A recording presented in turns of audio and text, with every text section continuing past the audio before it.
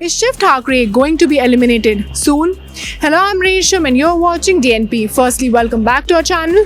In case अगर अभी तक आपने हमारे चैनल DNP को सब्सक्राइब नहीं किया, then what you waiting for? Please कर लें. Thank you and I'm back with another Big Boss Season 16 related update. Yes, you heard that right. Well, इस बार का शुक्रवार का वार बहुत ज़्यादा इंटरेस्टिंग होने वाला है और वो क्यों?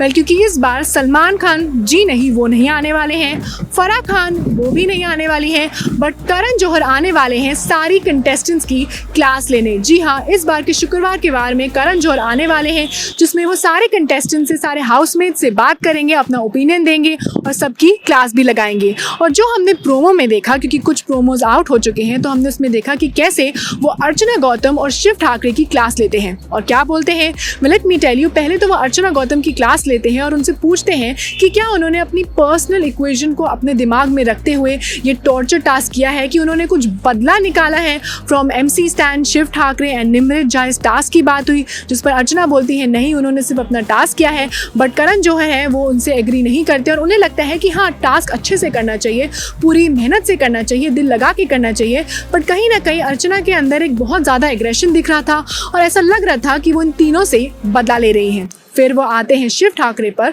और वो मंडली की बात करते हैं, जहाँ वो उनसे बोलते हैं कि क्यों अभी तक आपने सुम्बुल से बात नहीं करी है, क्यों आप सुम्बुल के डाउट्स को क्लियर नहीं कर रहे हो उनसे इस टास्क के बारे में. जैसे हमें पता है, जो भी बिग बॉस के फैंस हैं, they very well aware of the fact कि कैसे एक नॉमिनेशन टास्क हुआ था जिसमें सुम्बुल की वजह से कहीं ना कहीं वो 3 कंटेस्टेंट्स हार गए. दैट इज़ शिव हार गए, MC स्टैन हार गए और सुम्बुल हार गए और उसी की वजह से वो तीनों नॉमिनेट भी हो गए और अब उन पे एविक्शन का खतरा जो है मंडरा रहा है.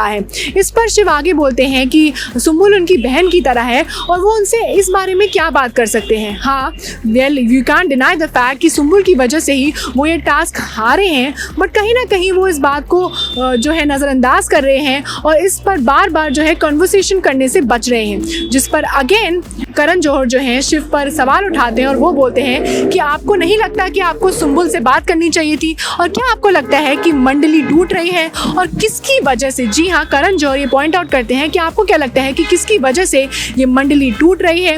जिस पर निम्रत बोलती है कि नहीं, ये मंडली नहीं टूट रही, ये सिर्फ एक छोटा सा ऑफ कोर्स नॉमिनेशन था और सुम्बुल की वजह से हाँ ये हो सकता है कि ये कंटेस्टेंट एविक्ट हो जाए, बट इसकी वजह से मंडली तो कभी नहीं टूटने वाली. जिस पर करण जौहर अगेन आते हैं और रिप्लाई करते हैं कि नहीं, मंडली टूट गई है और ये क्लियर है क्योंकि आप में से 3 को इविक्ट होने वाला है और जैसे ही इविक्शन होता है मंडली भी वैसे ही टूट जाती है. और इस पर सब चुप हो जाते हैं.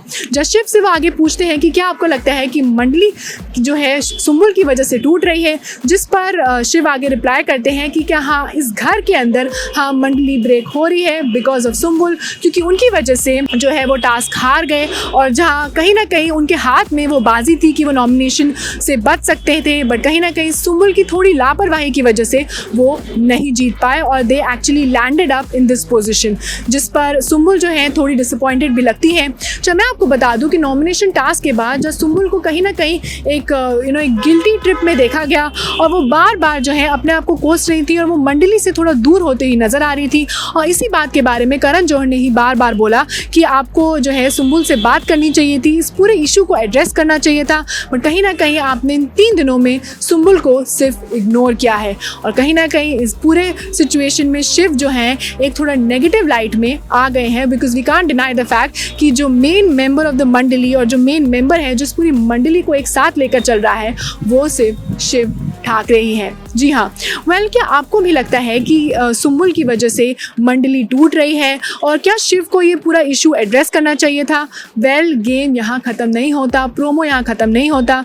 जब मैं आपको बता दूँ आगे करण जौहर ये भी बोलते हैं कि शिव आपको लगता है कि शायद सुम्बुल चली जाएगी, बट ऐसा नहीं है क्योंकि आप ही इस घर से इविक्ट हो गए हैं और इस घर से बेघर हो चुके हैं. और वो शिव को बोलते हैं कि वो एविक्ट हो चुके हैं और शिव प्रोमो में देखते हैं कि शिव जो है गेट की तरफ जाते हैं क्योंकि करण जौहर उन्हें सीधा सीधा बोलते हैं कि आप इस घर से बेघर हो चुके हैं. और ये देखकर पहले तो किसी को यकीन नहीं होता, फिर बाद में जब शिव गेट की तरफ जाने लगते हैं तो सुम्बुल, MC स्टैन और निम्रत उनकी तरफ भागते हैं. सो आपको भी लगता है कि क्या सुम्बुल की गलती की वजह से या इस पूरे नॉमिनेशन की वजह से या ये जो जैसे करण जौहर ने बोला कि आपको इस बारे में बात करनी चाहिए थी, इन सब के बीच अगर शिव इविक्ट हो जाते हैं तो इस पूरे मंडली पर specially Nimrat, Sumbul and MC stand पर कितना ज़्यादा इफेक्ट होता है?